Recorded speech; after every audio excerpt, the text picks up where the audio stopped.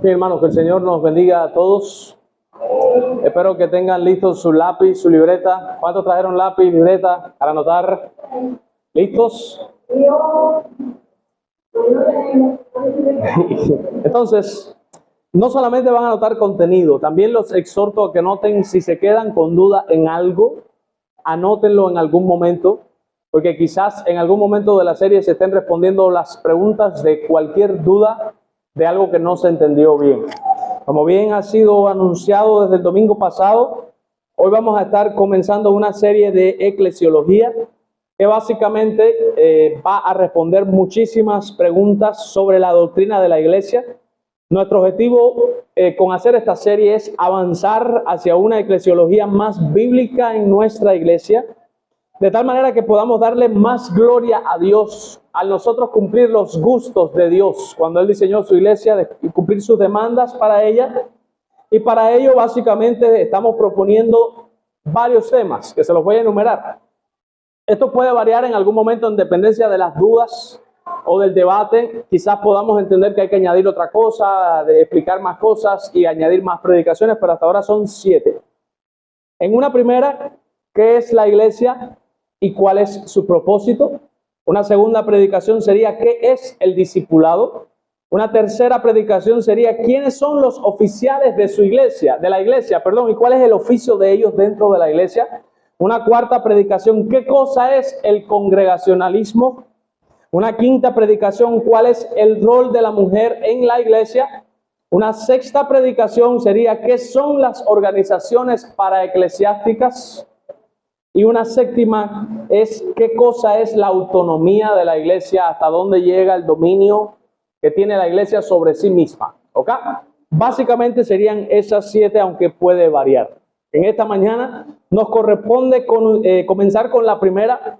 Para decirlo así, es importante que entendamos esta porque todas las demás derivan de haber entendido esta. Dígame, Tela.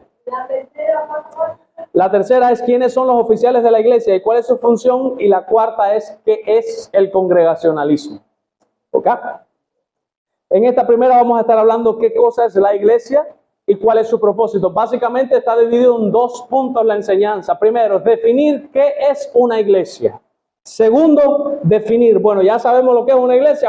¿Qué es lo que tiene que hacer esa iglesia? ¿Qué es lo que Dios le pide a esa iglesia que haga? Y eso es lo que vamos a responder en la segunda parte de esta mañana. Vamos a orar y vamos a comenzar. Señor, gracias te damos porque hemos podido estar una vez más en tu casa. Rogamos, Señor, tu gracia, Señor. Necesitamos entender bien tu palabra, necesitamos comprender. Rogamos que a toda la iglesia, a cada uno de nosotros, nos dé la iluminación suficiente.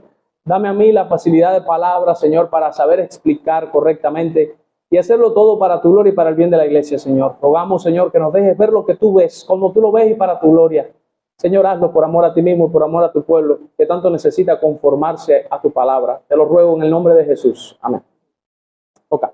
¿Qué es una iglesia? Una iglesia, básicamente aquí tenemos un concepto que parte desde la palabra eclesia o eclesia. Es una palabra en griego que significa los que han sido llamados fuera. Eclesia viene de la combinación de 2 palabras, ek, que significa fuera de, y kaleo, que significa llamar. O sea, básicamente la palabra eclesia o iglesia, que se traduce en español, significa llamar a un grupo de gente, llamarlos hacia afuera. O sea, que salgan de un lugar en específico y los están llamando para otro lugar en específico. Tienen que tener la idea de las 2 palabras. Ellos tienen que salir fuera de ¿qué pudiéramos decir? Fuera del mundo, y alguien los está llamando. La pregunta es, ¿quién está llamando a la iglesia a que salga fuera de ese mundo? Obviamente es Dios. ¿Cómo sabemos que estamos en presencia de una iglesia? Estamos en presencia de un grupo de creyentes que ciertamente se ha apartado del mundo porque Dios los ha llamado. Ellos han entendido y han respondido a ese llamado que Dios les ha hecho, y por eso es que han salido del mundo y se congregan en un lugar en donde son convocados para adorar a Dios. Ese lugar es el templo, no es el templo, es el edificio. Vamos a responder preguntas como esa antes de seguir. ¿La iglesia es el local o somos nosotros? ¿El templo es el local o somos nosotros? La iglesia somos nosotros.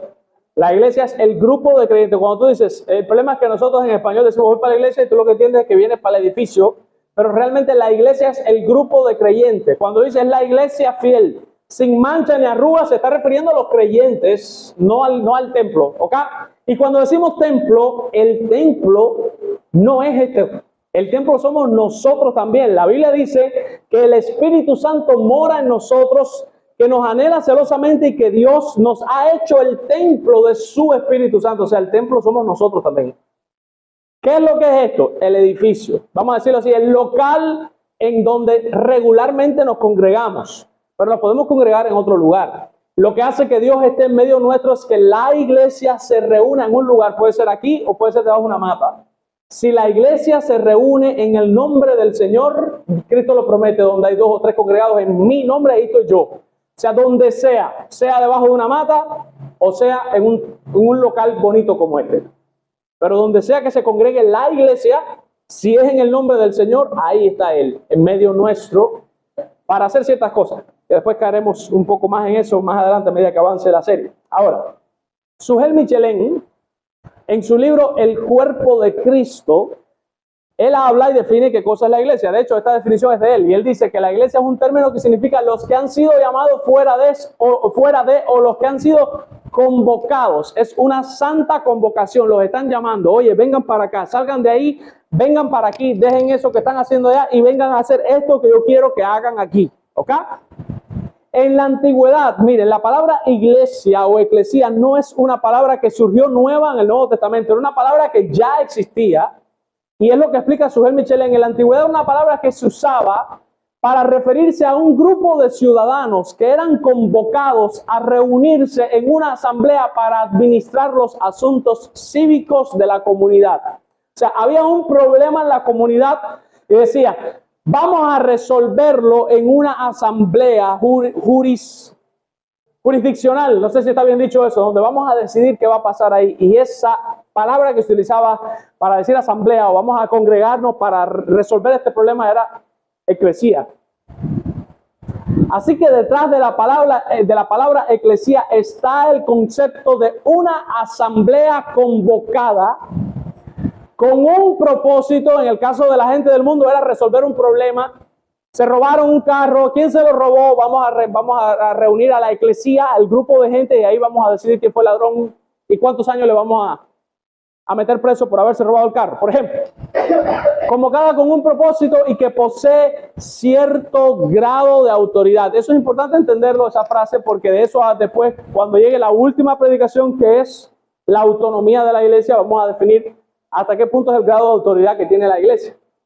Pero para que ustedes entiendan, vamos a buscar Hechos de los Apóstoles, capítulo 19, versículo 39, para que veamos la palabra utilizada y cómo la Biblia, Hechos 19, 39, cómo la Biblia utiliza esa palabra, no para referirse solamente a la iglesia. En este caso, ustedes se van a dar cuenta que no se está refiriendo al cuerpo de creyentes.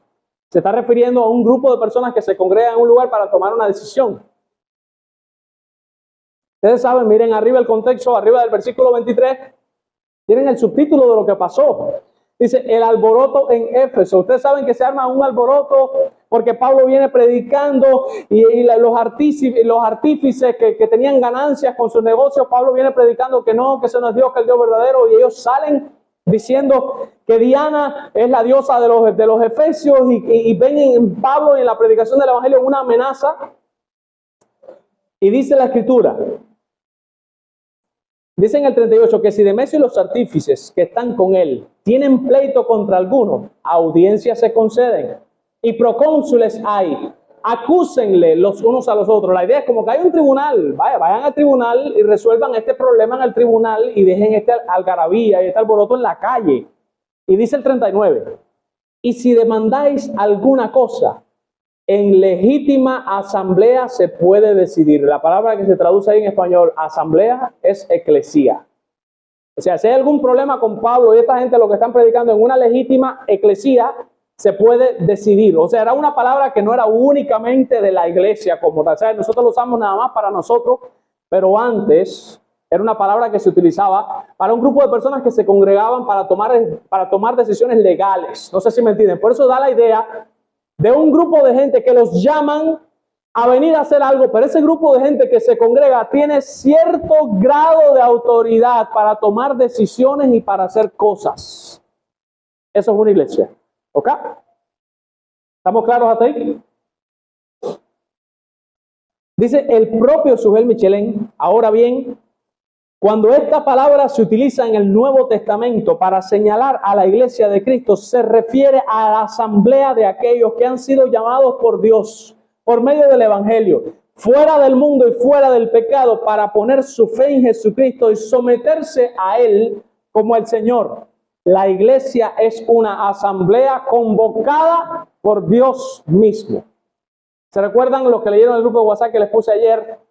Faltar injustificadamente a la iglesia es pecado porque es el cuarto mandamiento. ¿Qué dice el cuarto mandamiento? Acuérdate del día de reposo para santificarlo. Es una orden. Acuérdate, que no se te olvide que hay un día de reposo. En el antiguo pacto el día de reposo fue el sábado. En el nuevo pacto, por el Nuevo Testamento, sabemos que es el día del Señor, que es el domingo. Por tanto, si usted el domingo se queda en casa porque no tiene deseo, porque está cansado, usted está pecando porque usted no se acordó del día del Señor para santificarlo, o sea, para guardarlo para Él, para congregarse y asistir a la santa convocación que Dios le está haciendo. Dios nos invita cada domingo a congregarnos en su nombre y para su gloria. Faltar a esa invitación es una falta de respeto. Usted se imagina que usted es un gran banquete y diga, te invito a ti y a tu familia, y la persona diga, sí voy, y después no se aparezca y te deje con todo el banquete hecho y la mesa servida esperando para la persona, es una falta de respeto. Lo mismo ocurre. Dios llama a su iglesia, los convoca a salir del mundo y a congregarse en su nombre para su gloria, para tomar decisiones y para hacer cosas que tengan que ver con Él y con su reino. ¿Ok? Miren, ahora, pásame la próxima diapositiva. Como vemos aquí, existe algo que se llama la iglesia universal y la iglesia local. Hay una distinción ahí. Ponme la otra diapositiva y después vamos a virar para ahí. Aquí está representado más o menos lo que yo les quiero enseñar. Está la iglesia universal, que es, vamos a decir que este circulito rojo que está, y está la iglesia local que vamos a señalarla con este círculo amarillo. La Biblia enseña, vamos a decir que una división en dos fases de lo que es la iglesia. Hay una iglesia invisible y hay una iglesia visible. ¿Cuál es la visible? La palabra dice la que se ve. ¿Cuál es la que se ve? La local. ¿Qué es una iglesia local? Una iglesia local es un grupo de creyentes que se congregan en un lugar en específico y dan culto regularmente ahí. Por ejemplo, la segunda iglesia bautista de Jatibonico es una iglesia local, ¿sí o no? No estamos localizados en un lugar. Usted no puede decir dónde está Cisneros 139 entre Avellaneda y Avenida de los Mártires. Usted no puede decir el lugar exacto. Somos locales. Tenemos un local específico y en ese local nos congregamos. Por tanto, somos una iglesia local. Ahora, también existe la iglesia universal, que es una iglesia invisible. ¿Cuál es esa iglesia? Todos los verdaderos creyentes de todas partes del mundo. Todos los verdaderos creyentes de todas partes del mundo. Hay una diferencia entre la iglesia invisible y la iglesia visible.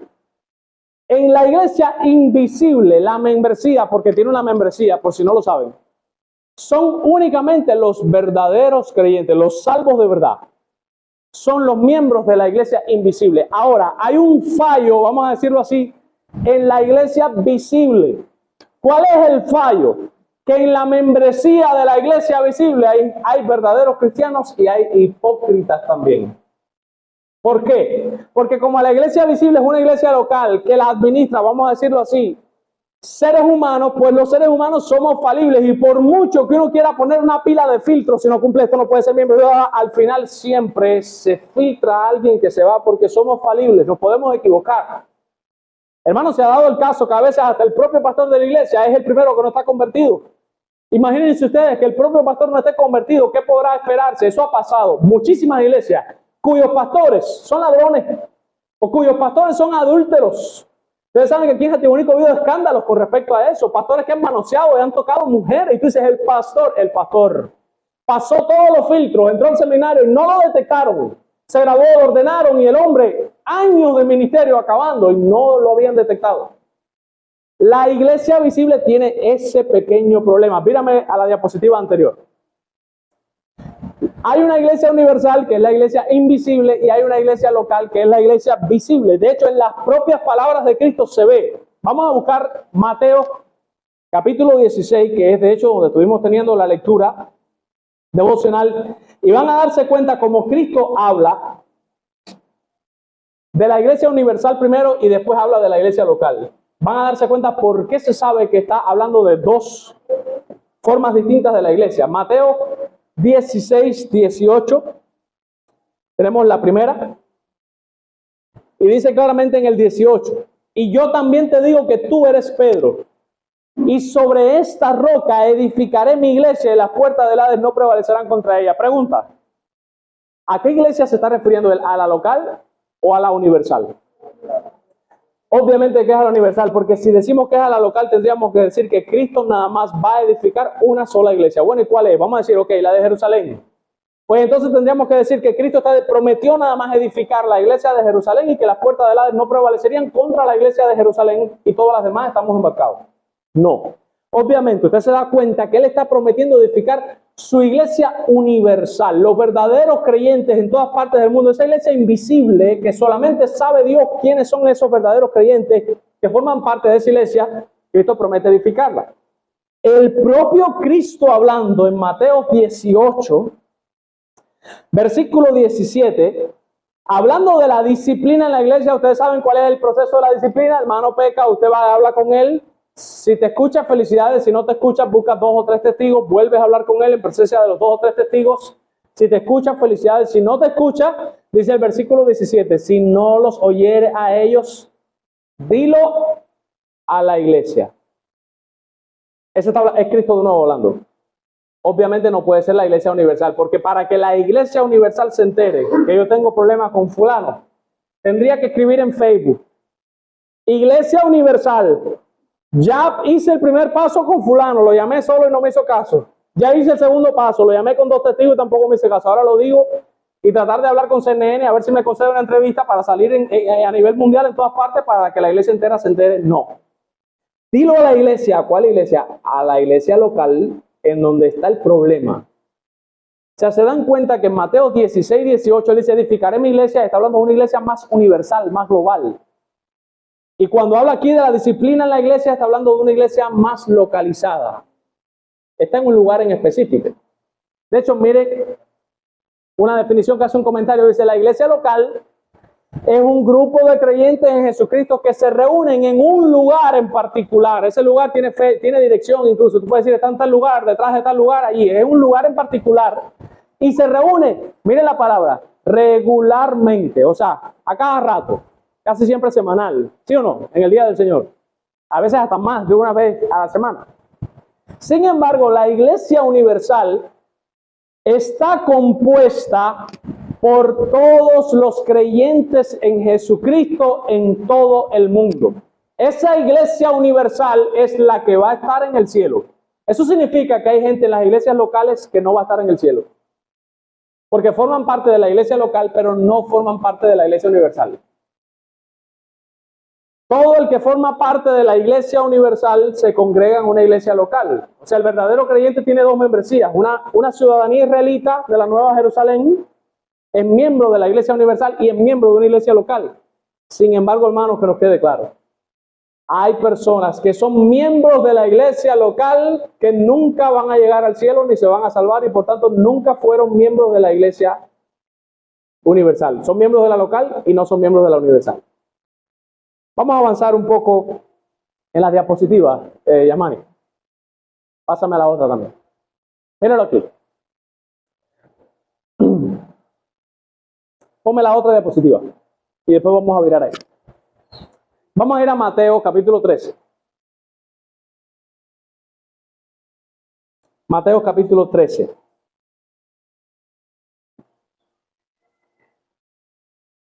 Vamos a explicar un poco el contexto de Mateo 13 para que ustedes entiendan qué es lo que está ahí. Mateo era un hombre que era muy organizado. Eso se nota en su evangelio. Y él organizó muchas cosas juntas. En su evangelio tiene un orden muy bueno.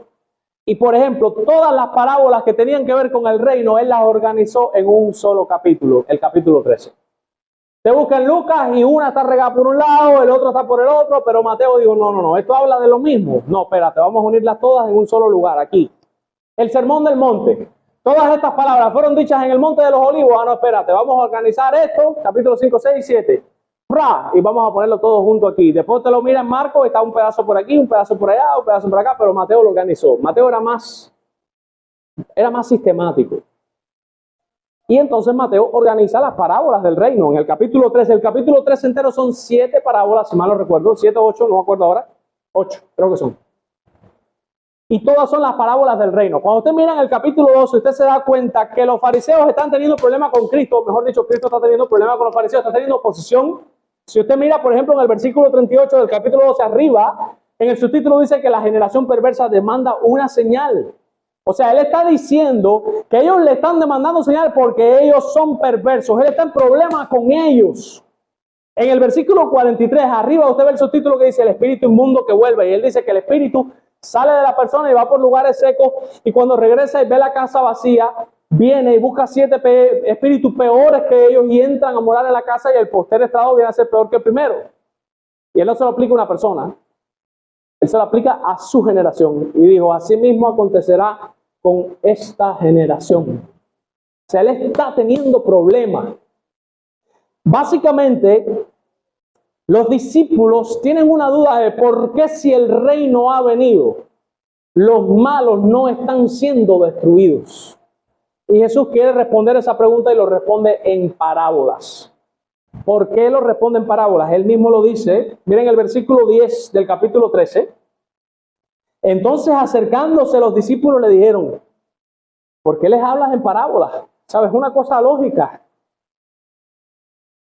¿Sabes por qué? ¿Por qué les estás hablando en clave? Ellos no entienden por qué Jesús está hablando en clave. Y Jesús le responde el por qué y le dice, porque a ustedes les es dado saber los misterios del reino. O sea, esto es un misterio de los cielos, mas a ellos no les dado. Hay una división aquí, a ustedes sí. A ustedes yo sí les voy a hablar por lo claro. A ellos les voy a hablar en sentido figurado. A ustedes sí les he dado voz pasiva. Ustedes no hicieron nada para ganárselo, pero yo a ustedes sí se los voy a revelar. A ellos de afuera no. Y él dice el por qué. ¿Sabes por qué Cristo está tomando esta decisión tan drástica con esta gente? Ellos dicen, porque a cualquiera que tiene se le dará y tendrá más. Pero al que no tiene, aún lo que tiene le será quitado. Ojo, eso es tremenda advertencia. Si usted tiene fe y arrepentimiento, Dios te va a dar más. Pero si usted lleva años viniendo a la iglesia con el corazón duro como un palo y no se arrepiente y no cree, Dios te va a quitar lo poquito que te queda y tu postrer estado va a ser peor que el primero. Eso es lo que está pasando con él. Está en su pueblo. De hecho, dice Juan, a los suyos vino y los suyos no le recibieron. Él está en medio de ellos y ve que no hay fe, no hay nada. Y él dice, no, lo poquito que tienen se lo voy a quitar también. Y les empieza a hablar en clave. Dice en el 13, ¿por eso qué? Porque ellos no tienen nada. No hay nada de fe, no hay nada de piedad, no hay nada de conversión. Por eso les hablo por parábolas. ¿Por qué? Porque cuando yo les hablo por parábolas, aunque ellos ven, no ven. Y aunque oyen, no oyen y no entienden. Aunque oyen, no están entendiendo nada. La idea es que eso es lo que yo quiero. Que vean y no vean. Y que oigan y no entiendan.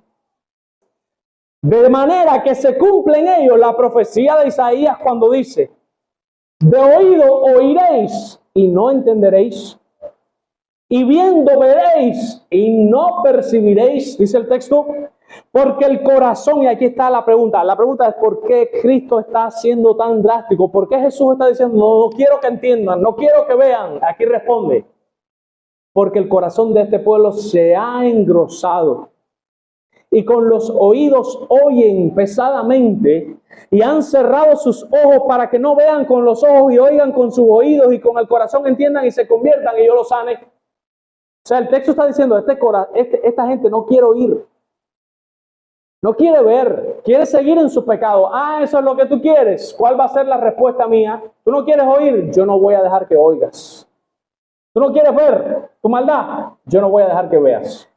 Te lo voy a decir y ni cuenta te vas a dar que te lo dije. Y el día del juicio no me vas a poder decir, no, nadie me lo dijo, porque ahí va a salir que te dijo, sí te lo dije.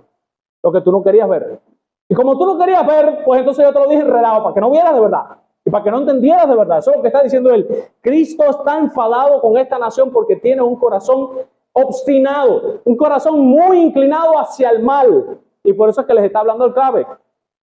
Ah, le dice a los discípulos, pero bienaventurados los ojos de ustedes porque ven, y bienaventurados sus oídos porque oyen. Porque de cierto les digo que muchos justos y profetas desearon ver lo que ustedes ven y no lo vieron, y oír lo que ustedes oyen y no lo oyeron. O sea, él le dice, ok, estoy hablando en clave, yo no quiero que ellos me entiendan. Y aquí está la clave. Es ahí la clave. 8 parábolas que están revelando los misterios del reino y lo está diciendo en clave. Oh, literalmente se los dijo y ellos no entendieron nada, pero a los discípulos sí se lo explicó y eso es lo que yo les quiero explicar hoy.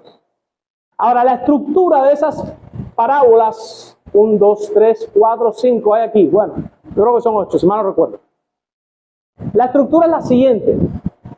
Cuando usted mira, usted sabe que hay un paralelismo en hebreo. El paralelismo es que muchas veces te dice una idea y abajo en el mismo versículo te dice la misma idea, pero en otras palabras. Aquí está igualito, pero en parábolas. Hay una parábola que significa una cosa y hay otra parábola que significa otra cosa. Y a veces están lejos. Y esa es la estructura. Mírenlo aquí. La parábola del sembrador tiene una A, ¿verdad? Esa parábola es paralela con la parábola de los tesoros nuevos y tesoros viejos.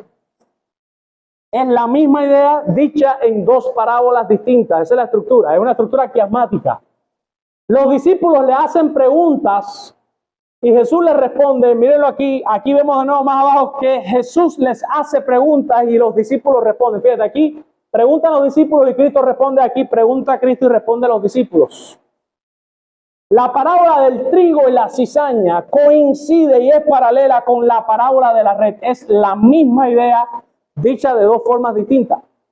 La parábola de la semilla de mostaza es la misma que la parábola de la perla de gran precio.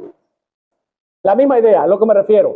La parábola de la levadura es la misma de la parábola del tesoro escondido. Y aquí vemos el clímax en donde Jesús le habla a las multitudes por palabras, pero él sí le habla a los discípulos en privado y les explica las cosas. ¿Ok? ¿En cuál me quiero enfocar yo? En esta. C. La parábola del trigo y la cizaña, que es la misma que la parábola de la red. Mira ahora la diapositiva anterior. Vamos a ir a esos textos. Estamos en Mateo 13, ¿verdad? En Mateo 13, mírenlo aquí. Fíjense cómo lo puse. No todo el que está en la iglesia local es parte de la iglesia universal. Ahora voy a demostrar por la Biblia que lo que les dije ahorita es verdad. Que hay gente en la iglesia local que no se va a salvar, que no forma parte de la iglesia universal. ¿Cómo lo voy a comprobar? Voy a leer Mateo 13, del 24 al 30, y después voy a saltar a los versículos del 36 al 43, y eso lo voy a comparar. Ese significa comparar con Mateo 13, del 47 al 50. Son 3 textos que vamos a leer. 2 primeros y vamos a comparar después con el otro. ¿Ok? Vamos a Mateo 13, del 24 al 30. Aquí está la parábola del trigo y la cizaña. Dice, les refirió otra parábola diciendo, o sea, Cristo va a hablar en parábola, va a enseñar. Y él dice, el reino de los cielos es semejante a un hombre que sembró buena semilla en su campo, pero mientras dormían los hombres, vino su enemigo y sembró cizaña entre el trigo y se fue. Hermanos, vivan el panorama. Él está hablando en un lenguaje que ellos entienden, ellos todos eran sembradores. Él está diciendo, hay un hombre que tenía siervos, vamos a decir que esclavos, y él tiene un campo y él los mandó a sembrar trigo. Mientras todos los esclavos estaban durmiendo, vino el enemigo de ese hombre y le puso dentro del trigo una cizaña.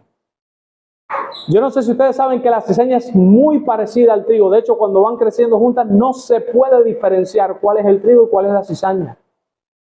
Hay que esperar a que den frutos. Anoche estaba viendo un video que hoy se los voy a subir al grupo de WhatsApp cuando terminemos en la escuela dominical, donde un hombre está en un campo de trigo y cizaña.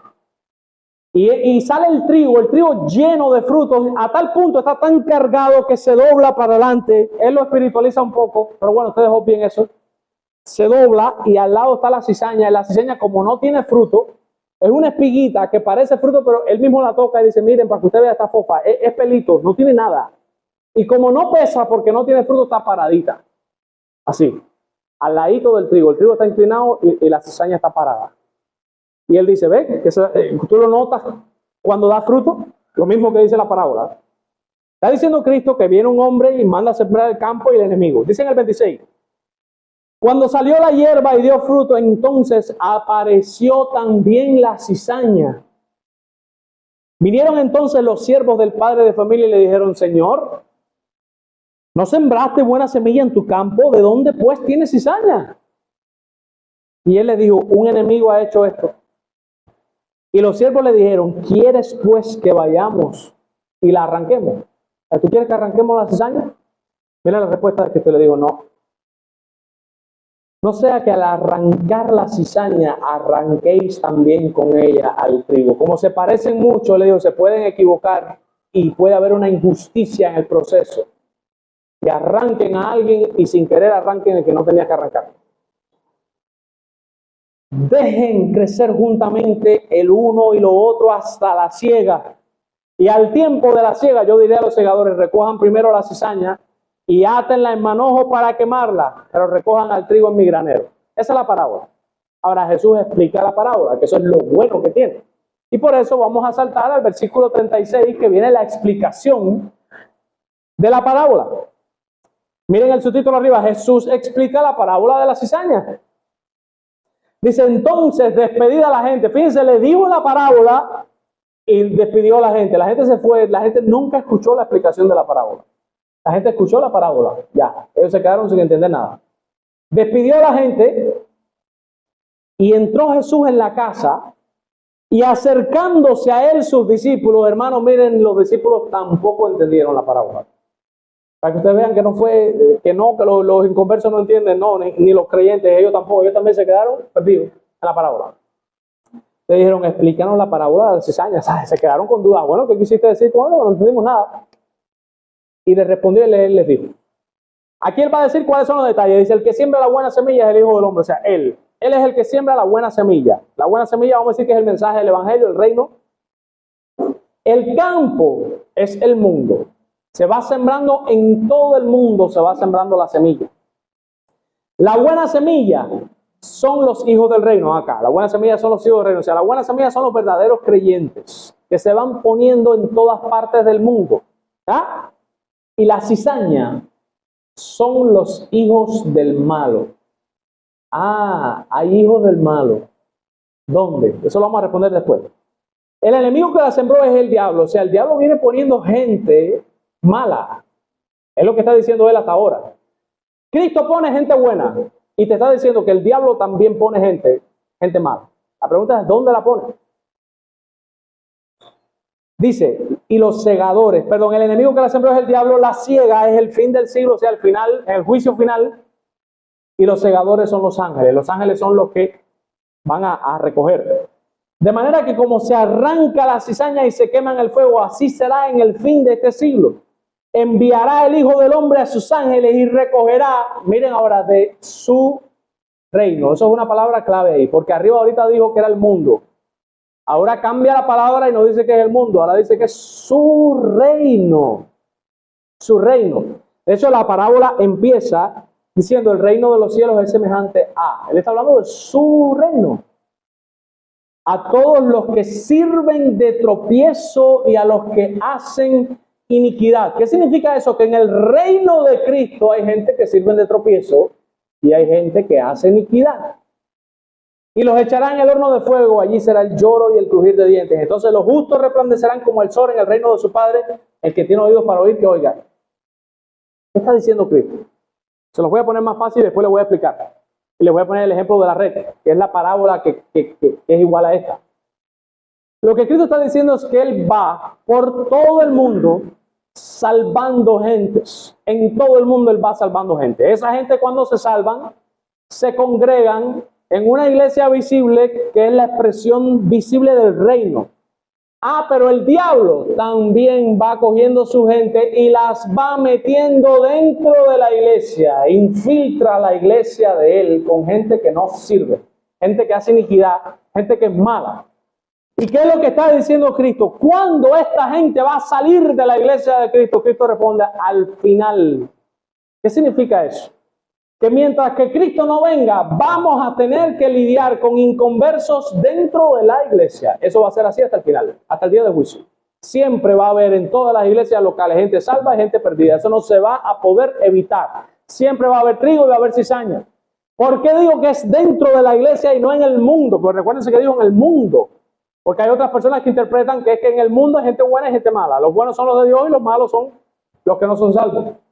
Bueno, en primera porque dijo que era su reino, y en segunda porque la parábola que es paralela es la parábola de la red. Vamos a ir ahora, que está en el capítulo 13, en versículo 47 específicamente. Dice claramente: asimismo unido significa también, es la idea.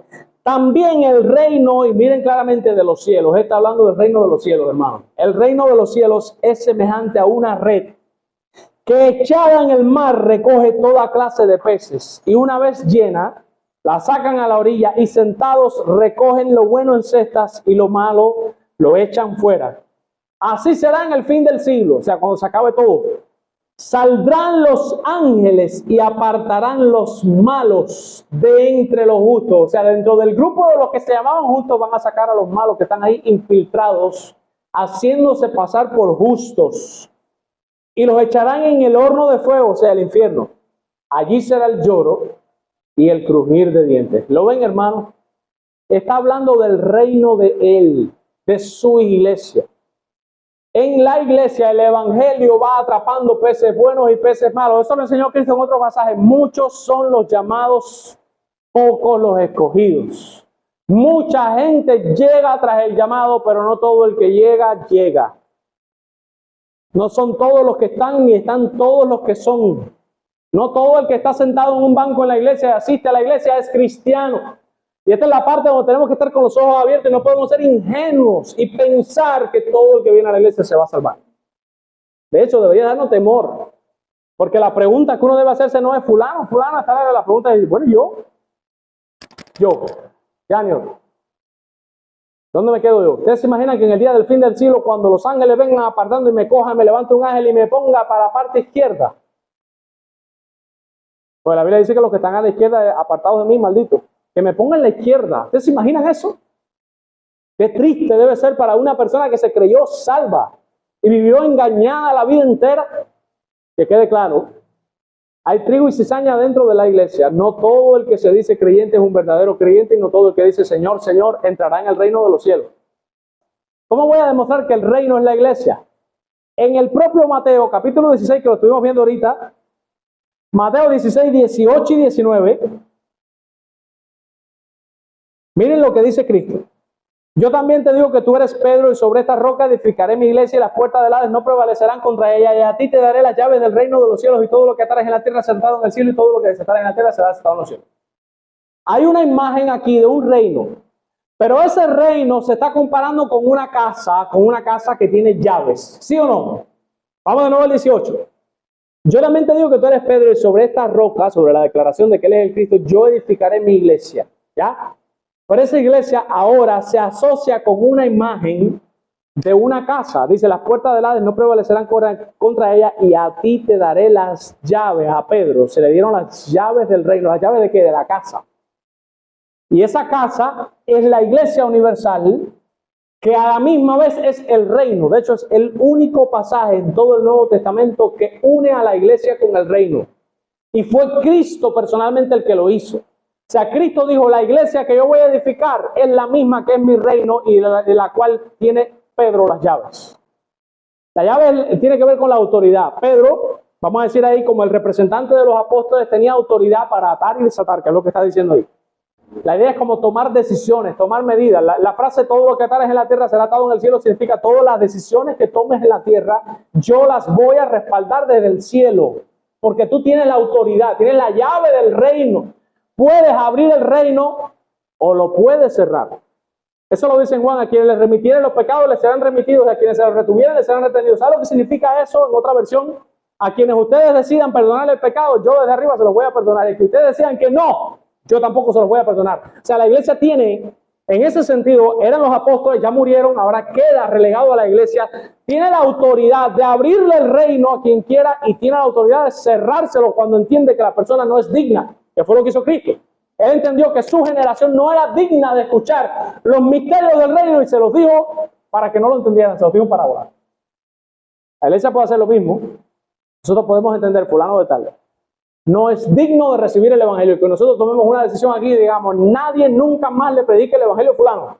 ¿Eso sería pecado? No. La Biblia dice que la iglesia ahora mismo tiene las llaves del reino de los cielos y todo lo que ata en la tierra será atado en el cielo. Obviamente no es todo lo mal hecho, algo justificado, correctamente hecho. Pero cuando una persona blasfema, Juan habla de eso en sus cartas y dice: hay gente que está cometiendo pecado de muerte. Y si está cometiendo pecado de muerte, dice Juan, ni oren por ellos. Yo no digo ni que se ore. Está diciendo Juan. Hay veces que la gente cree: no, porque somos muy duros. No, no es duro.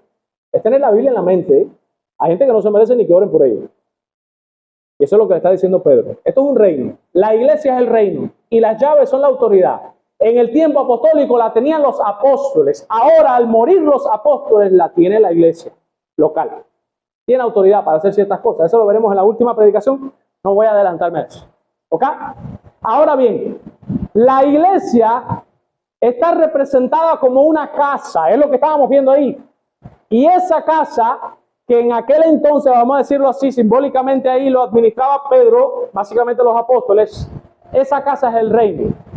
Entrar a la iglesia universal, obviamente, es entrar al reino. ¿Y cómo lo voy a probar? Voy a comparar dos textos. Éxodo 19:6 lo voy a comparar con Primera de Pedro, capítulo 2, versículo 9. Vamos a ir a Éxodo, capítulo 19, versículo 6. Éxodo, capítulo 19, versículo 6. Moisés le está hablando a la iglesia veterotestamentaria, o sea, el pueblo de Dios en aquel entonces de Israel.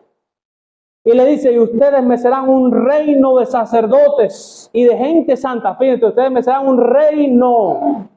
Esto es para demostrar que la iglesia es el reino. Ustedes me serán a mí un reino de sacerdotes y de gente santas. ¿Ya? Vamos a ir ahora a Primera de Pedro, capítulo 2, versículo 9. Primera de Pedro, capítulo 2, versículo 9. Dice Primera de Pedro, capítulo 2, versículo 9, ustedes se lo saben de memoria. Mas vosotros sois, ¿qué cosa? Linaje escogido, real sacerdocio, nación santa, pueblo adquirido por Dios para que anunciéis las virtudes de aquel que os llamó de las tinieblas a su luz admirable. Utiliza las mismas palabras de Éxodo. ¿Qué dice? Ustedes me serán un reino de sacerdotes y ustedes me serán santos, una gente santa. No recuerdo lo que decía Éxodo. Y aquí dice lo mismo: ustedes son linaje escogido, real sacerdocio, ahí está, nación santa. Y en Éxodo decía: ustedes me serán a mí un reino de sacerdotes. ¿Se dan cuenta que cuando tú entras a la iglesia, que tú eres un linaje escogido, real sacerdocio y nación santa, entraste al reino de los sacerdotes santos? Entonces, entrar a la iglesia es entrar al reino.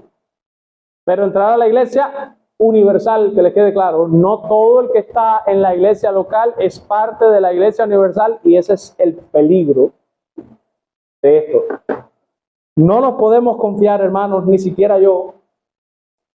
¿Ustedes quieren que yo les diga cuál es el secreto de una persona salva? El salvo, que está bien instruido teológicamente, sabe que la salvación no se pierde, pero vive como si se perdiera. Que les quede claro. Yo sé que la salvación no se pierde, pero yo vivo como si se perdiera. Esa es la evidencia del temor de Dios. Yo sé que no se pierde, yo sé que está segura. Pero en mi comportamiento, me comporto, pareciera como si yo creyera que se pierde, aunque yo sé que no se pierde.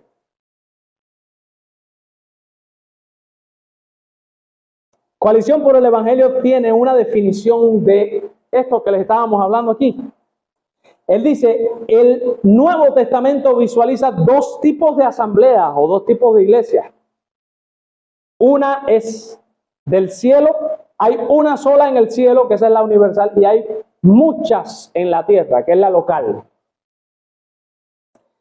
Estas son la iglesia universal y la iglesia local, respectivamente. Convertirse en un cristiano es convertirse en un miembro de la iglesia universal, en la que Dios nos resucita con Cristo y nos sienta en los lugares celestiales. Sin embargo, la membresía en la iglesia celestial debe mostrarse en la iglesia local. ¿Ok? Todos los que forman parte de la iglesia universal están en una iglesia local. Sin embargo, todos los que están en la iglesia local no son parte de la iglesia universal. Mire qué cosa más rara. Todos los de la iglesia universal están en la local, pero no todos los que están en la local son de la universal. Eso es un serio problema. Decía Juan Calvino, la tarea de la iglesia es hacer visible el reino invisible. Recuerden, cuando nosotros hablamos aquí del reino de Dios, ¿qué cosa es el reino? La idea del reino tiene que ver con el dominio y el control que Dios tiene sobre algo. Si decimos que la iglesia es el reino de Dios, significa que la iglesia está sujeta y sometida al señorío de Cristo. Por tanto, la iglesia local debe mostrar y hacer visible ese reino invisible en todos los aspectos de su vida. En lo que cantan, lo que hablan, cómo se visten, cómo se bañan, en sus matrimonios, en sus casas, cómo cría a sus hijos, cómo se comporta, lo que dice, cómo perdona, cómo cuida, cómo ama. Hay que hacer visible lo que está invisible, y eso lo hace la iglesia local. ¿Ok? Vamos a responder entonces la segunda pregunta, hermano. ¿Cuál es la segunda pregunta? ¿Cuál es el propósito de la iglesia? O sea, ya sabemos lo que es una iglesia. Es un grupo de personas que Dios llama. Esa iglesia es universal y tiene muchas expresiones locales. O sea, todo el que está en la iglesia universal se congrega en una iglesia local. No todo el que está en la iglesia local forma parte de la iglesia universal. Pero bueno, esa iglesia local tiene tres cosas que tiene que hacer. Ese es su objetivo y su propósito en la tierra. Hay que hacer tres cosas. Y usted diría, ¿para qué Dios permitió que se plantara la segunda iglesia bautista de Jatibonico? Ahí está la respuesta. Dios permitió que la iglesia se plantara, que esta iglesia está aquí para que hagamos tres cosas. Fíjense, no tanto, son tres cosas lo que hay que hacer. En primer lugar, tenemos un ministerio para con Dios, que eso es lo primero. Estamos aquí para hacer algo para Dios. ¿Qué cosa hay que hacer para Dios? Adorar. En segundo lugar, estamos aquí para hacer algo con el resto de los creyentes. Fíjense, la primera es vertical, la segunda horizontal. Dios primero, después la gente. ¿Cuál gente? Los creyentes, no la del mundo. Lo segundo más importante que hace la iglesia es el discipulado, que es básicamente lo que dice la Biblia: edificaos unos a los otros. Se edifican unos a otros, se enseñan unos a otros. Llorad con los que lloran, reíd con los que ríen.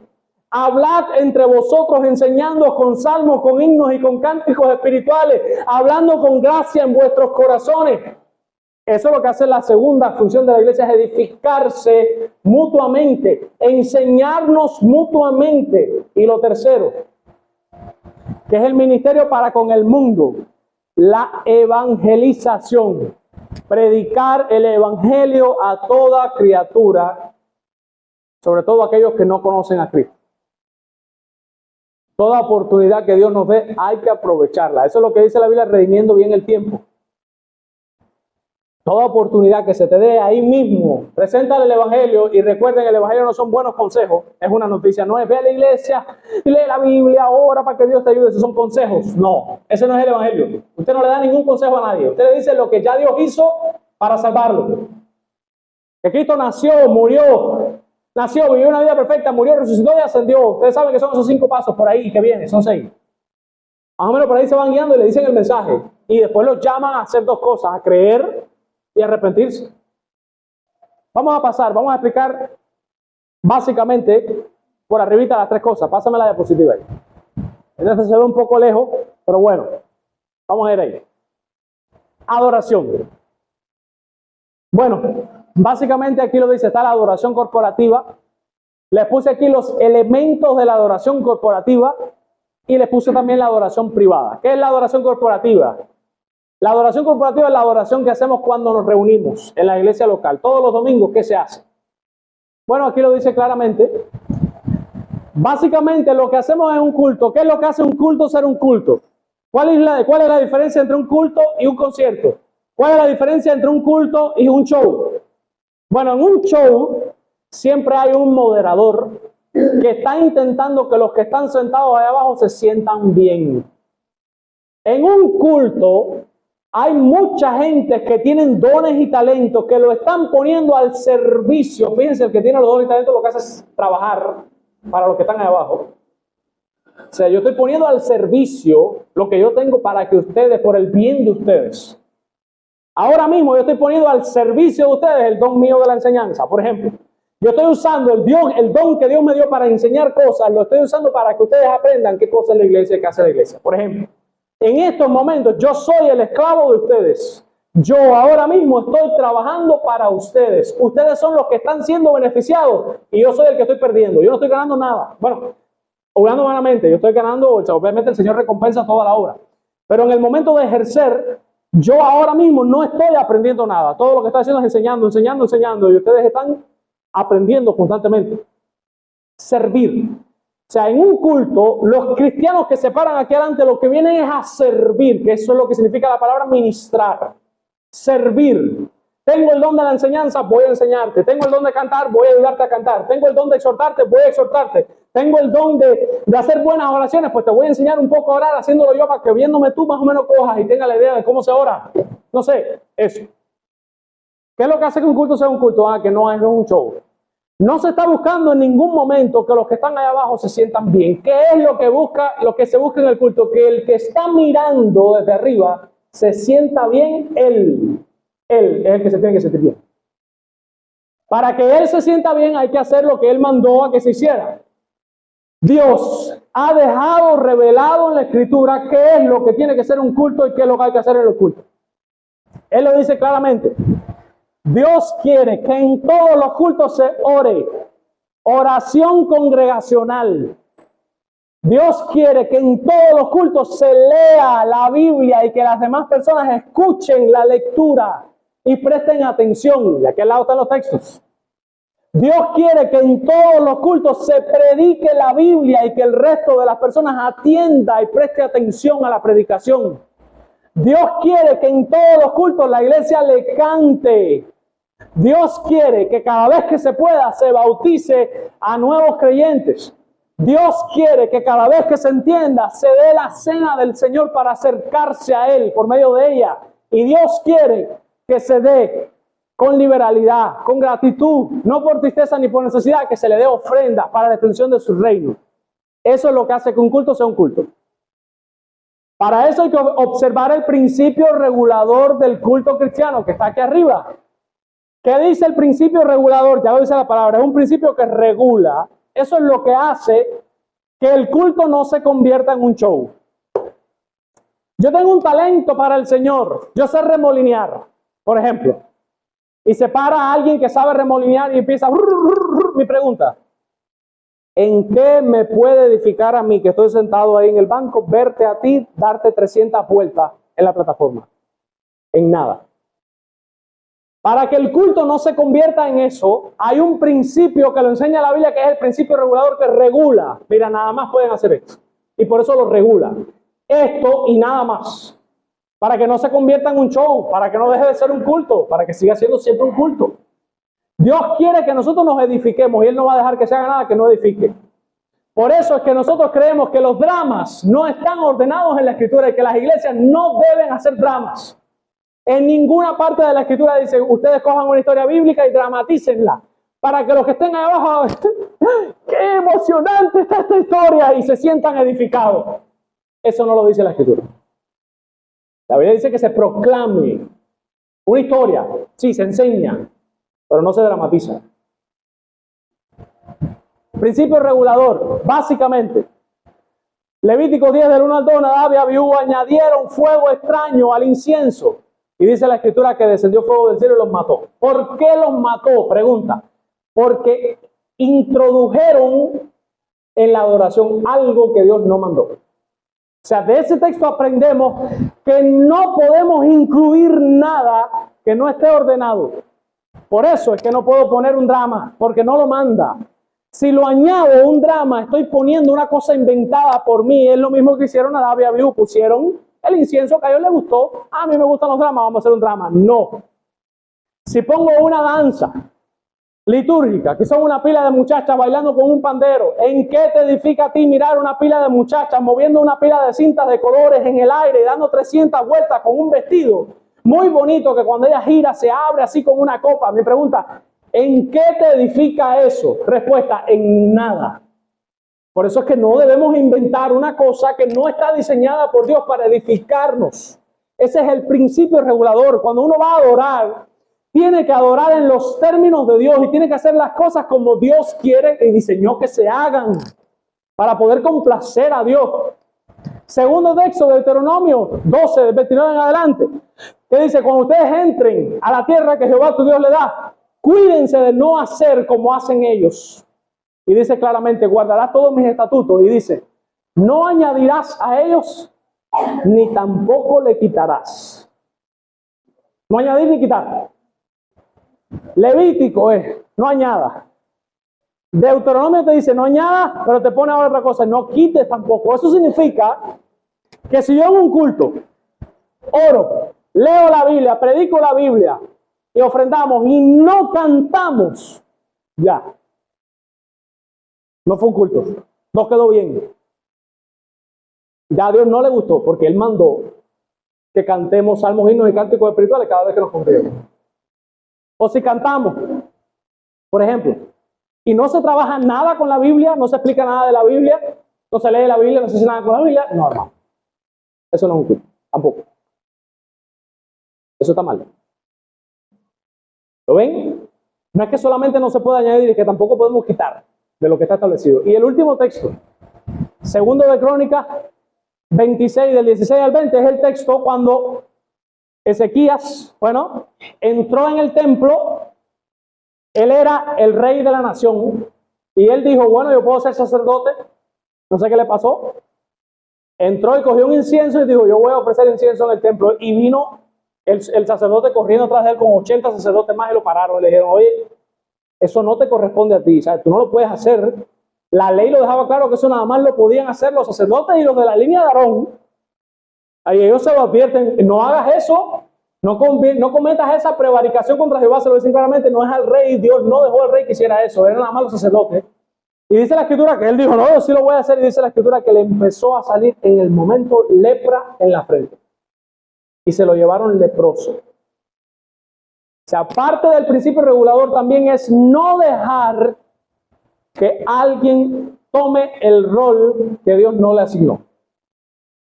Para que ustedes me entiendan, si usted deja que en la iglesia haya una pastora, mujer, usted está dejando que alguien tome el lugar que Dios no le dio. Y Dios puede herir a la persona por eso. Incluso puede castigar a la iglesia por eso. Por haberse rebelado contra lo que está establecido en la palabra. Eso es rebelión. Eso es rebeldía. Dios ha dicho, miren, tú quieres ser obispo, felicidades, buena obra desea. Pero es necesario, o sea, es algo que hay que cumplir. Hay toda la necesidad del mundo de que se cumpla. Y pone una bola de requisitos. Hay 2 requisitos que ninguna mujer puede cumplir. Marido de una sola mujer que gobierne bien su casa. ¿Qué mujer es la que gobierna la casa? La que lo haga es una Jezabel. Eso no está en la Biblia. El que gobierna la casa es el hombre. ¿Qué mujer es marido? ¿Qué mujer se siente varón aquí? Eso es pecado también.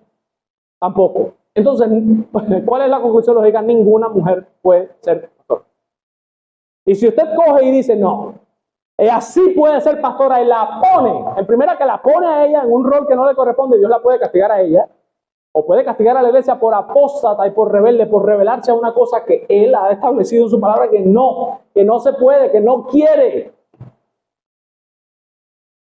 Por tanto, ese es el primer deber de la iglesia, tiene que ver con la adoración. También existe la adoración privada, que son los medios de gracia que utilizamos en el privado para crecer en la gracia, que son la lectura de las escrituras, la oración y la meditación. Y voy a responder una última pregunta de algo que voy a enseñar por primera vez aquí hoy.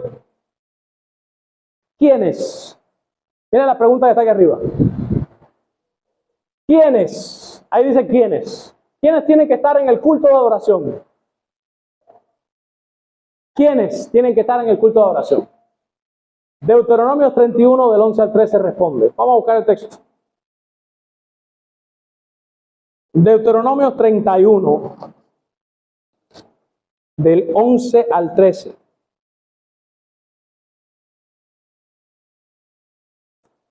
Dice, cuando viniere todo Israel a presentarse delante de Jehová, estoy en Deuteronomio 31 del 11 al 13. Cuando viniere todo Israel a presentarse delante de Jehová tu Dios en el lugar que él escogiere, leerás esta ley delante de todo Israel a oído de ellos. O sea, van a venir a congregarse, vas a leer la ley, ¿ya? Harás congregar al pueblo. ¿Quiénes se van a congregar? Varones y mujeres. ¿Y qué dice atrás?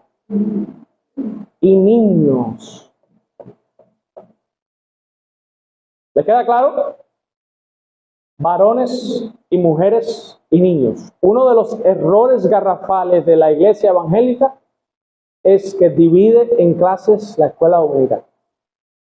Eso está mal, según la Biblia está mal. Según la Biblia está mal, porque Dios ha diseñado que los niños sí tienen capacidad de aprender y aprenden más de lo que ustedes se imaginan. Se lo digo por mi propia niña. Cuando nosotros estábamos en los corojos, que no podíamos dividir las clases porque estábamos recién llegados y no había maestros para eso. Analía tenía 5 años, 4, 3, 4 años. Y yo llegaba a los corojos a dar clases de Biblia. Mi esposa es testigo.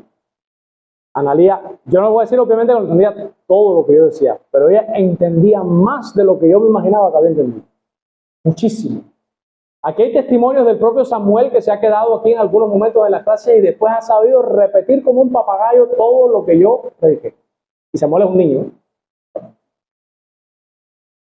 Dice que harás congregar al pueblo varones y mujeres y niños, a los extranjeros que estuviesen en tus ciudades para que oigan y aprendan y teman a Jehová tu Dios. Dice, para que oigan y aprendan y teman. Hay 3 cosas ahí. Tienen que oír. Cuando oyen van aprendiendo y mientras que aprenden empiezan a temerle a Dios. Recuerden algo. La Biblia promete donde hay 2 o 3 congregados en mi nombre, ahí estoy yo en medio de ellos. Nosotros tenemos que creer ahora por la fe que Cristo está en medio de nosotros ahora mismo aquí, por medio de su Espíritu. Cuando usted saca a los niños y se los lleva para otro lugar, usted los sacó de la presencia especial de Dios. Que nos quede claro, los sacó de la presencia especial. Yo no soy tan drástico, no creo que Dios nos vaya a mandar un rayo por hacerlo, pero sí creo que lo más lógico es que por lo menos los niños mayores de 7 años sí se queden en el templo. Y sacar para afuera a los niños cuya edad es tan pequeña que todavía no tienen la capacidad de razonar más cosas. No sé si me entienden. Yo diría que hasta 6 años pueden salir, o hasta 5 quizás, pero ya 6, 7 se pueden quedar. Yo creo que ellos pueden entender muchísimo. Mi niña tiene apenas 1 año y ya sabe abrir el teléfono, abrir aplicaciones y hasta llamar por teléfono y mandar mensajes que le han mandado a ustedes. Eso era impensable para un niño de la generación de antes. Ella sabe que tocando, de hecho, mi teléfono está configurado para que encienda la pantalla con 2 toques. Ella sabe que hay que dar 2 toques. Ella lo coge y la hace. Ella sabe que enciende. Y cuando ve que enciende, la hace. Y sube el dedito para arriba. Tiene 1 año. Ellos aprenden más de lo que nosotros pensamos. Es una manera también de educar a los niños y que aprendan desde chiquitico a respetar a Dios y a saber que en el culto se tienen que comportar. Sigue diciendo el texto, y cuiden cumplir todas las palabras de la ley, y los hijos de ellos que no supieron, oigan y aprendan, y los hijos, oigan y aprendan a temer a Jehová vuestro Dios todos los días que vivieres sobre la tierra que vas, pasando el Jordán, para tomar posesión de ella. Yo creo que eso quedó claro. La segunda responsabilidad de la iglesia es para con el creyente. ¿Qué es lo que tiene que hacer la iglesia? Pásame la diapositiva. Para con el creyente, discipularlo. Aquí no me voy a detener mucho porque el domingo que viene Se va a hablar acerca del discipulado. Alexandro va a estar hablando de esto y se va a explicar básicamente qué cosa es discipular. ¿Ya? Por eso no me voy a detener mucho y simplemente voy a leer lo que está ahí. Según la Biblia, la iglesia tiene la obligación de nutrir a los creyentes, nutrir, alimentarlos, nutrir a los creyentes y edificarlos en la fe. Pablo dijo, por ejemplo, que su propia meta no era simplemente llevar a las personas a la fe inicial que salva, sino presentar perfectos en Cristo a todo hombre. Y es lo que dice Colosenses 1:28, que Pablo se propone presentar a todo hombre perfecto. La palabra perfecto en griego es completo. Oye, que no te falte nada, que ya limaste las malas palabras, que ya limaste el mal aspecto de tu ropa, que ya limaste los problemas con tu familia, que ya limaste el problema en tal área. Pablo quiere no solamente que los cristianos crean y se arrepientan, porque la gente cree, no, ya hizo la oración de fe, que eso está mal, pero bueno, ya hizo la oración de fe, eso no es nada. De ahí para allá queda un mundo de discipulados. Yo quiero que ustedes sepan, el discipulado es la vida entera. El discipulado básicamente es ser un discípulo. Discípulo significa seguidor, o sea, seguir a Jesús es ser un discípulo. Ser discipulado es lo que dice la Gran Comisión, enseñándole que guarden todas las cosas hasta el fin del mundo. No sé si me entienden, el discipulado dura la vida entera. Eso no es que yo me convertí, me dieron 10 clases de discipulado, que eso es lo que tiene la gente en la mente, un panfletico, que básicamente es una bobería, porque de tal manera amo Dios a una rayita para que tú pongas mundo, como si tú fueras síndrome de Down. Al mundo, para que todo aquel que en él rayita, cree, no se pierda. Ahora cambia mundo y pon tu nombre, porque de tal manera amo Dios a Janior. Hermanos, de verdad, se lo digo que son unos métodos. Yo digo, ¿qué opinión tienen? ¿Qué opinión tenemos los cubanos de los propios cubanos? Porque si a mí alguien me da ese método discipulado, yo le digo, pero ven acá, ¿tú crees que yo tengo problemas, retraso mental? ¿Tú piensas que yo no puedo entender una cosa más profunda que esa bobería? Eso se lo doy a mi niña de 7 años y lo hace ella. Eso está bien para ella, pero para mí, eso no es discipulado. Eso es hacerle perder el tiempo a la gente completando un formulario. Discipular es enseñar. Enseñar, y es un proceso que dura la vida entera. Ahora mismo, yo estoy aprendiendo de plantación de iglesia. Es un curso que estamos Alexandro y yo, plantación de iglesia. Eso es, yo estoy siendo discipulado, porque yo no me las sé todas. Hay áreas del cristianismo en las que estoy en cero, que necesito aprender más. Porque estoy siendo discipulado, porque yo sé que yo, mientras esté en esta vida, yo siempre voy a tener que estar aprendiendo. Es que la Biblia nos enseña que en el cielo seguiremos aprendiendo de Dios. Eso es un proceso que no, eso es para siempre, eso no termina. Entonces, ser discipulado no es completar un formulario, es aprender. Y es la obligación de la iglesia que haya un ministerio de enseñanza muy grande en toda la iglesia, que el objetivo sea que todos los que vienen a la iglesia local en algún sentido, creyendo en Cristo, sean presentados perfectos delante de Dios, completos, maduros. Puede ser traducido también maduros en la fe. La idea es que yo te proveo un sistema de enseñanza que te va a ayudar a crecer. Para que cuando tú mires para atrás, tú digas, oye, como Dios me ha cambiado. Sí, pero Dios usó el método de enseñanza de la iglesia. Dios usó el discipulado de la iglesia. Dios usó los cultos. Dios usó las predicaciones. Eso. Él le dijo a la iglesia de Éfeso que Dios le dio a la iglesia, personas dotadas. Eso está en Efesios 4:11. Dice, y él dio a la iglesia apóstoles, profetas, evangelistas y pastores maestros. ¿A fin de qué?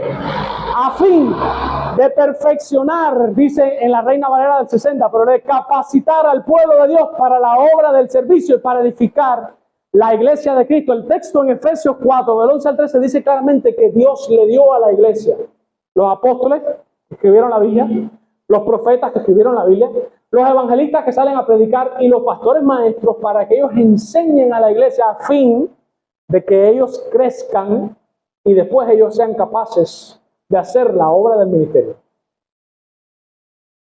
Alexandra va a hablar más de eso en la predicación que viene, por tanto no voy a seguir mucho ahondando en eso. Tengo un comentario aquí que dice, es claramente contrario al patrón del Nuevo Testamento pensar que nuestra única meta con las personas es llevarlas a la fe inicial que salva. No. Nuestra meta como iglesia debe ser presentar a Dios a todo creyente como un creyente perfecto en Cristo, maduro en el Señor. Y la tercera responsabilidad es para con el mundo. es la evangelización. Mateo capítulo 28. Sé que es un texto que todos saben, pero quiero que vayamos ahí.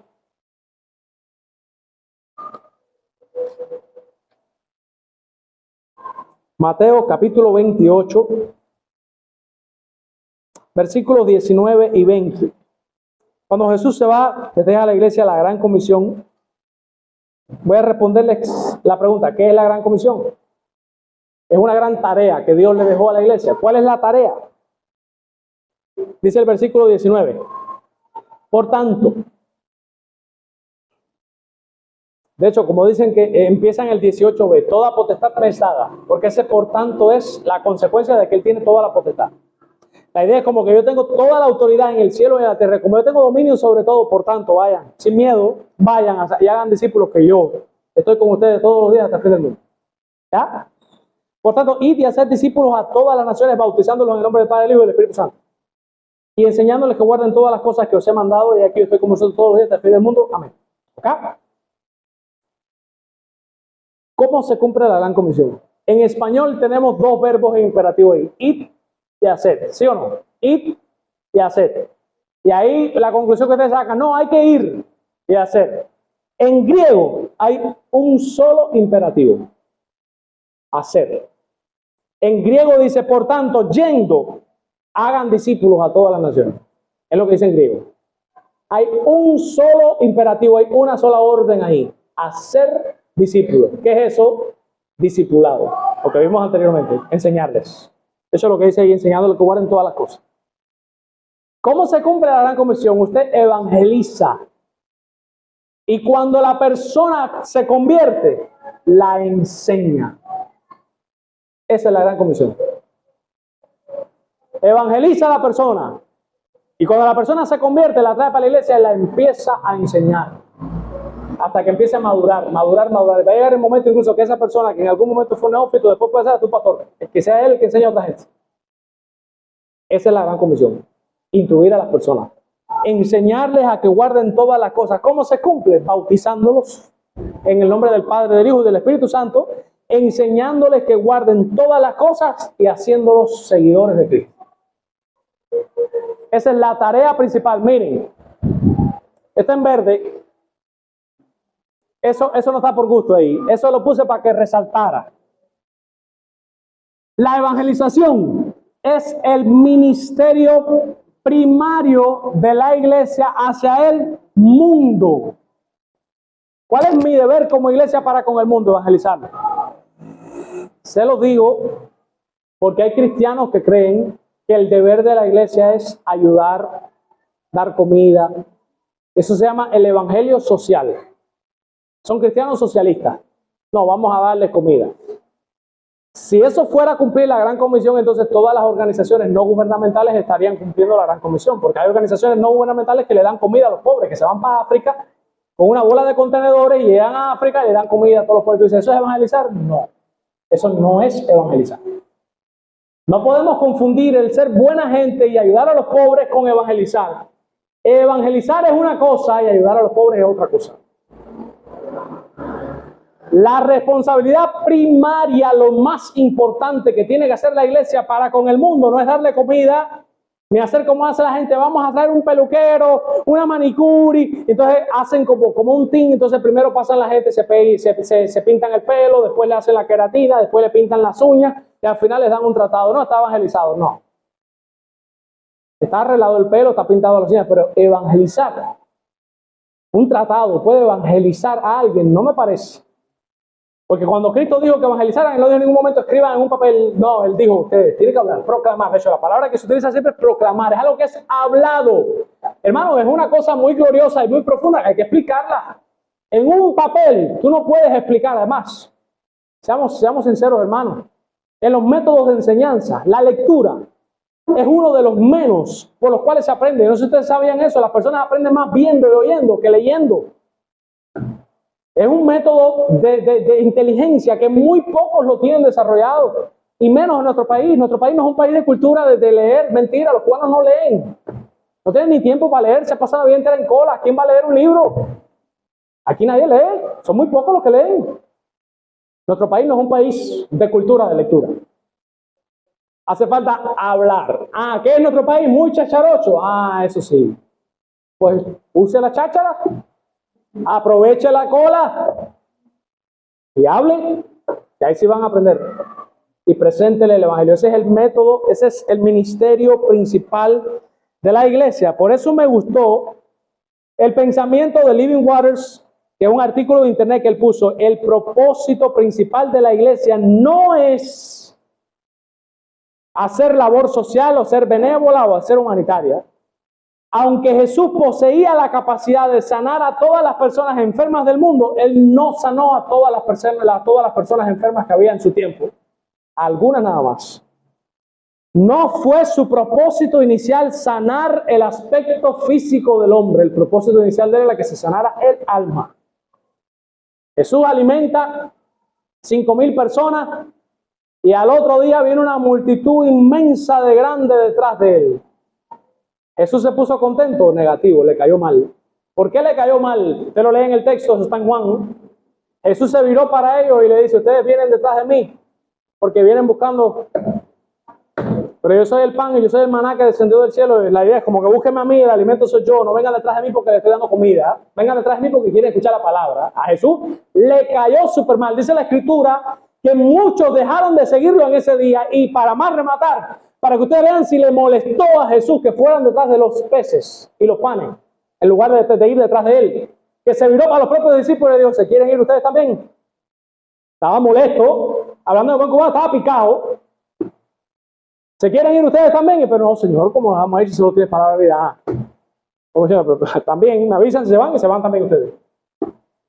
Hermanos, la iglesia no es que no ayuda, quiero dejarlo claro, la iglesia ayuda, pero esa no es su principal función para con el mundo. La principal función de la iglesia para con el mundo es evangelizar al mundo. A mí no me sirve de nada dar un plato de comida a la gente pobre si yo no le doy el evangelio por el cual se puede salvar.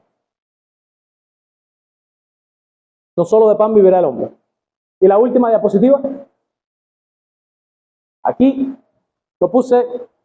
¿Cuáles son los síntomas de una iglesia centrada en sí misma? Y quise terminar con esto.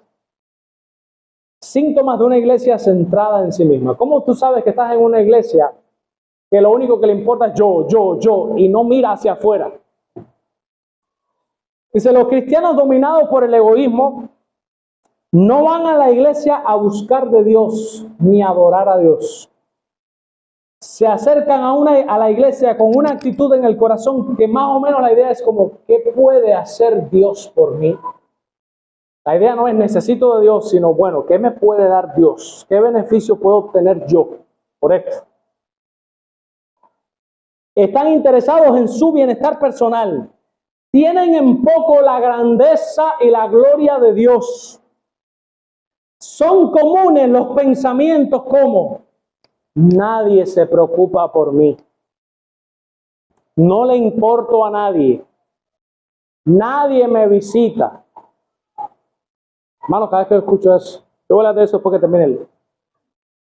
Dice, ese es el clamor de una iglesia centrada en sí misma, en donde se ha perdido todo sentimiento por servir a Dios y hacer el bien. Eso lo dice un libro que se llama Cómo enderezar una iglesia centrada en sí misma, en la página 171.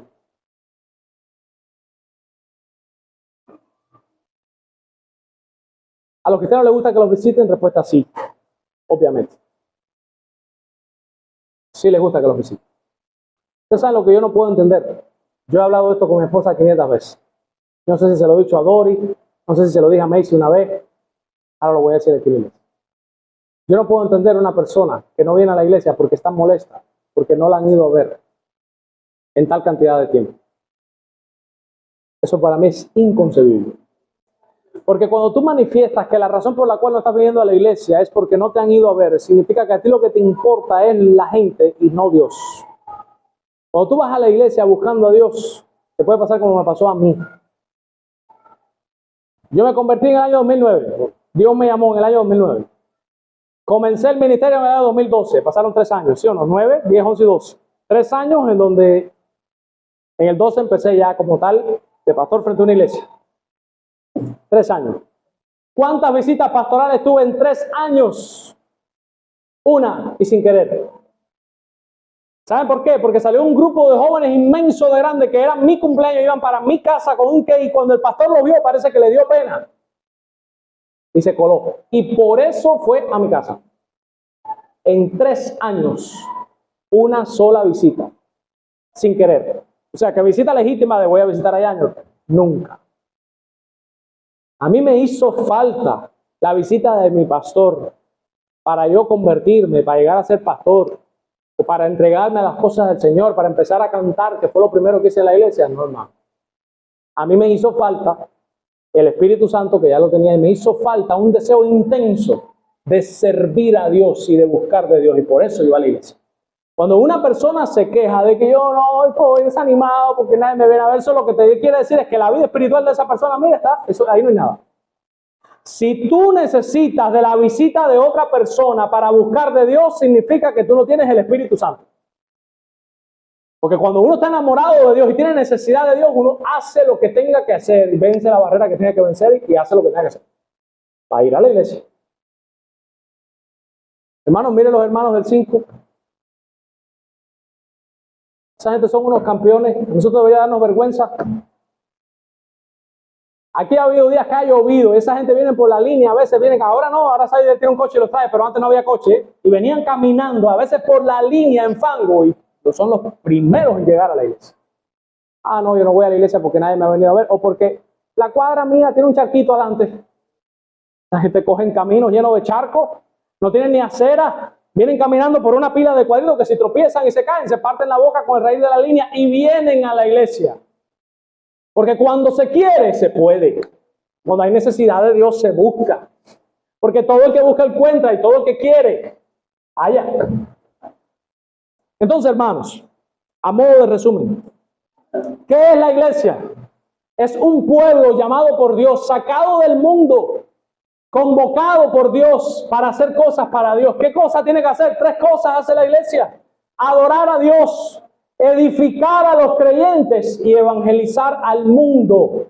Si yo les pregunto a ustedes ahora qué es una iglesia y cuál es su propósito, una iglesia es un grupo de creyentes que se congregan en el nombre del Señor. Son llamados del mundo, apartados del mundo y consagrados para Dios. ¿Y qué hacen esos creyentes? Bueno, adoran a Dios, enseñan a los otros creyentes y evangelizan al mundo. Hermano, usted debe tener la capacidad de decirme eso al final. Ese es el propósito de la iglesia. Tenemos que dejar de ser una iglesia que piensa mucho en nosotros y comenzar a pensar en lo de afuera. Esas son las palabras de Cristo. Vayan por todo el mundo y hagan discípulos. El evangelio es el mensaje más glorioso que existe sobre la faz de la tierra. No desperdicie la oportunidad de compartir lo más glorioso que existe. El mensaje del Señor. Comparta a Cristo. Y de esa manera cumplamos el propósito por el cual Dios nos ha puesto en esta tierra. Vamos a orar. Señor, alabamos y bendecimos tu nombre. Te damos gracias por todo lo que hemos podido estudiar. Rogamos que bendigas tu palabra, que nos ayudes a vivirla.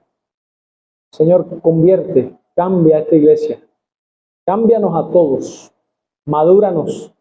Haznos presentarnos delante de ti perfectos, sin mancha ni arruga, para que juntos podamos glorificarte y cumplir el propósito por el cual tú nos has puesto en esta tierra. Te lo pedimos en el nombre de Jesús. Amén. Vamos a continuar con el devoción.